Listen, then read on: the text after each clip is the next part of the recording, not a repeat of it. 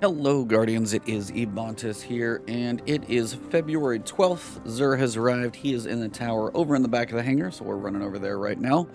And just a reminder for you guys, tonight on twitch.tv/Ebontis at 6 p.m. Central, 7 p.m. Eastern, we will be recording episode 136 of the Last Word podcast. Lots of stuff to talk about. Brand new season, of course, and we'll be joined by the guest, Manodestra777. He is an awesome dude, like literally the most 0-hour clears ever. So let's talk about that right after.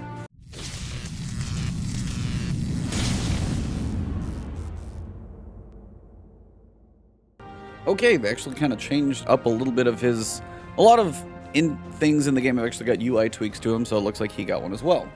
Still have your exotic gear, so this is going to contain a random piece of armor if you have all the weapons previously from collections. Like if you look in here, you can see if you have everything here, then you will be getting random pieces of armor, which is not a bad way to get possibly a really good stat roll on something that you're looking for. Other than that, let's see what he's got for sale. First, we've got the HardLight. Always a fun auto rifle to use. Perk here is Volatile Light. Rounds fired from this weapon have a reduced damage falloff, over-penetrate targets, and ricochet off hard surfaces. Projectile damage increases after bounce.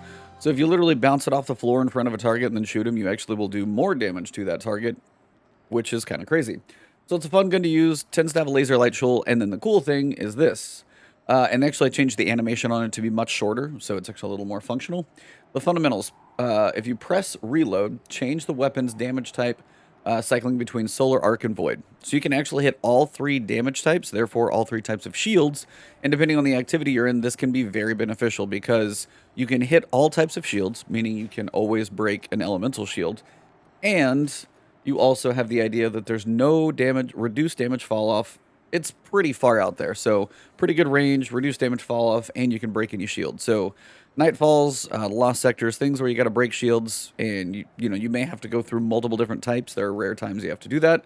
This is a good thing to use. So overall, a fun weapon. If you don't have it, buy it. It's kind of a must-own just because it's got some functionality every so often. For the hunters, we've got the young Ahamkara Spine. Perk here is Wish Dragon Teeth. Increases trip mine duration and blast radius. So you throw the trip mine, it's going to hang there longer, and then when it explodes bigger. Ability damage grants trip mine grenade energy. So if you do damage with your grenade, you get grenade energy back. So basically it refills your grenade, your cooldown quicker.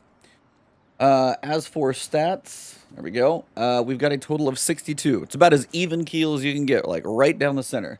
Little heavier towards the mobility and resilience, little discipline, little strength, but overall this is kind of your run-of-the-mill, straight down the line. If it was, I swear, if resilience was a little bit lower and like recovery and strength were a little higher, almost everything would be like 10, 12, 10, 10, 10, 10, 10. So pretty even, straight down the middle, but it's a good general use because if you have most of your stats in a pretty good spot, this is a nice way to always make sure everything's getting a little bit of love. But if you like trip mine grenades as a hunter, this is kind of your jam. For the Titans, we've got the Dunemarchers. I think these might actually be broken at currently. The linear actuators perk is not activating. Doesn't mean it won't always, because Bungie will work on getting a fix out there. So if you don't have these, they're still worth picking up. But currently, I do think they are not working. So PSA, keep that in mind if you buy them and it's like, this isn't working right. Buy it and stick it in your vault until you hear that it's fixed. Perk is increased sprint speed. Every class has a sprint speed increasing exotic. This is ours for Titans.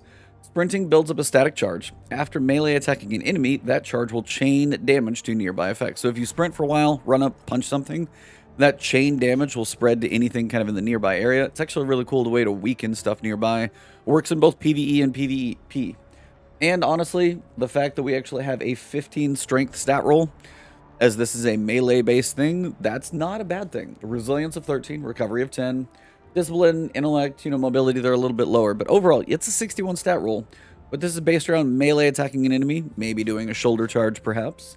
And the fact that you have 15 in strength and resilience and recovery aren't trash, this isn't so bad. So remember, just because something could have a 69 stat roll, it may not have in the places that benefit that exotic. So overall, not actually a bad stat roll in this one. I wish it was higher, of course, but it's still not terrible. Overall, keep in mind, it's not currently working, but at some point it will, so if you don't have it, buy it. Finally, for the Warlocks, we've got the Felwinter's Helm, and the perk here is Warlord's End. So Arc, Solar, and Void melee kills create a burst of energy that weakens nearby enemies. Now, if it says Arc, Solar, and Void melee kills, that tends to mean that you're going to need to actually use a melee ability. You can't just punch something because that's not a damage type. Finishers and kills against more powerful enemies increase the radius of the burst and the length of the weakening effect. So if you kill something, a burst of energy weakens nearby enemies. If you finish, obviously like a champion, for example, or punch and kill something bigger, the radius, so it's going to cover more area and also will last longer for that weakening effect as well.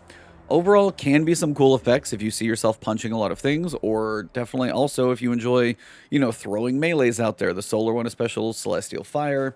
You've got some ranged melees as a Warlock, so this actually has some cool uses to like finish up enemies. And then also there's a lot of finishers on champions and things that happen.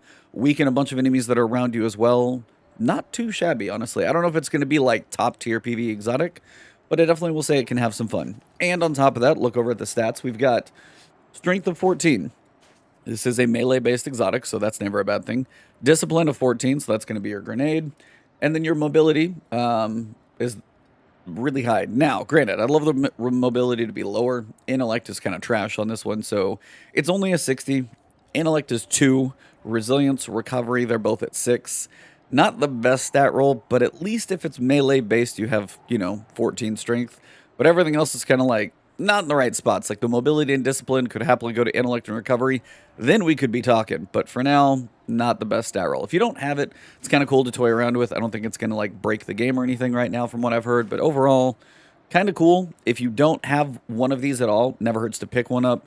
Just know that you've ever acquired it. And then if you are going for that exotic engram later, you're not going to get one of these later on. If you do get this, probably would be better stats. But overall, that's where we're at. That pretty much wraps up Xur. You got some decent stuff in here. You might check your stat rolls. If you're new, you might have a couple things that you might look at acquiring. But other than that, as I said, so the last word, that is our podcast we do about Destiny and just kind of looter shooters, but generally focused about Destiny because most of the other ones don't tend to survive.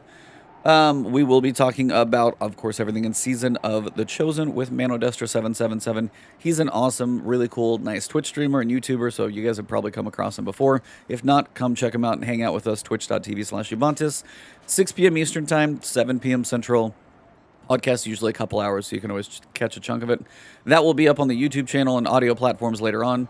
If you guys are new to my channels, YouTube, of course, if you enjoy the videos, got some good guides out recently for leveling up in this season, and of course understanding the hammer and gold and all that stuff with the Prismatic Recaster. I've got a couple guides, so if you're new, subscribe so you stay tuned for those. You can also find me as that on Twitch and then on Twitter as well, and I even stream on YouTube. So thank you all very much. Have an awesome one, and I'll see you soon.